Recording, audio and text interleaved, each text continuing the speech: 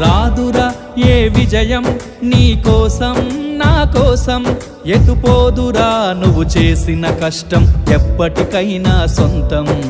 కాలంతో పయనించేవాడికి కానిది ఏముంది, సాధనతోనే సాధ్యమవ్వునని సదాశయంతో సాగర ముందుకు. రాదురా ఏ విజయం నీ కోసం నా కోసం, ఎటుపోదురా నువ్వు చేసిన కష్టం ఎప్పటికైనా సొంతం.